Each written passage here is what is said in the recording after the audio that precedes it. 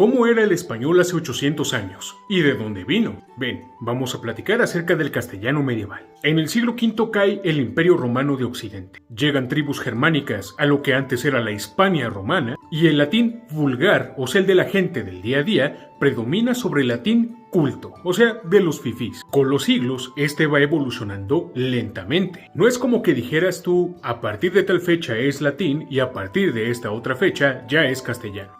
Míralo de esta manera. Hace 3 generaciones, tus familiares decían ansina y ahora tú dices así, algo así. Pero claro, hablamos de siglos, en los cuales el latín fue evolucionando en dialectos que cada vez diferían un poquito más entre sí. A estos ya se les llamaban romances. Aquí es donde entra el romance de Castilla o romance castellano. Conforme avanza la Reconquista, esto significa el avance de los reinos cristianos por sobre de los territorios controlados por los árabes, el reino de Castilla se vuelve la potencia dominante regional y se expande el idioma. Ya para alrededor del siglo XIII se empezaba a utilizar el término nada más castellano. Como tal, el término español para este idioma no empieza a ser usado sino hasta alrededor del siglo XV, siglo en que también ya se ve una clara transición entre el español medieval y lo que conoceremos como español del siglo de oro o español medio, o bien castellano medio. De hecho, antes el término español hacía referencia como tal a los habitantes de lo que antes era la Hispania romana, o sea la península ibérica. De hecho, viene del occitano español, o sea para referirse a esto mismo que acabo de decir. Y el occitano pues es un idioma romance que se habla al sur de Francia. No, pues sí, mucho choro y lo que quieras, pero ¿cuáles eran sus características? Pues primero, tenía las mismas 5 vocales que ahora tenemos en español. A, E, I, O, U. Sin embargo, la E y la O podían cambiar si es que se posicionaban en el lugar donde hacían menos sonido en una palabra. A esto se le llaman sílabas átonas. Por ejemplo, en la palabra decir, o sea, decir, podrías decir también dizir. Y para decir logar, podrías decir también lugar. Pero más que nada eran variaciones. También existían sonidos que para nosotros serían un poco extraños. Tienes la ts, como por ejemplo en plaza, o sea, plaza.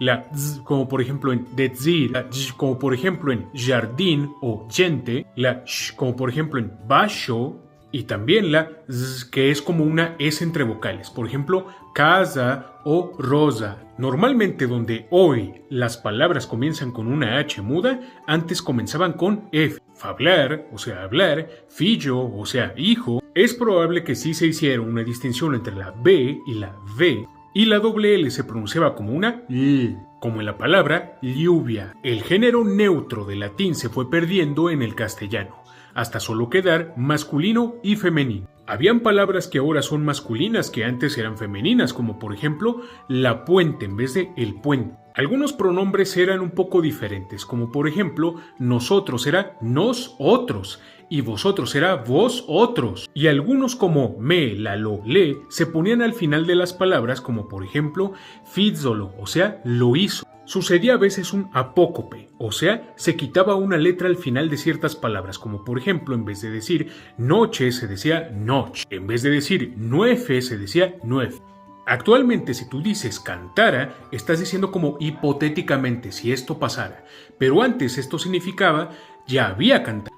En el futuro, en vez de decir os daré, tú decías algo como dar vos Sucedía algo que actualmente pasa, por ejemplo, en el portugués, que para decir mi libro dices o meu livro, o sea, el mío libro. Sin embargo, aquí era, por ejemplo, el mi libro, la subida, en vez de mi libro, luna de Plutón. Nada te creas, o sea, en vez de mi libro y su vida. Comía, sentía. Antes escribían como comie, sintié. Este es el pretérito imperfecto. Antes habían otras formas del pretérito fuerte como por ejemplo andovo en vez de anduvo, crobo en vez de creyó, entre varios otros. Este a personal como por ejemplo le dije a ella no era obligatorio. Es como si dijeras le dije ella, entre varios otros. Pues muy chido, muy guay, pero ¿algún texto o algo? ¿Qué onda? Pues ahí te va el inicio del cantar del mío Cid. Un texto de alrededor del año 1200. De los osollos tan fuertemente llorando, tornaba la cabeza, estaba los catando.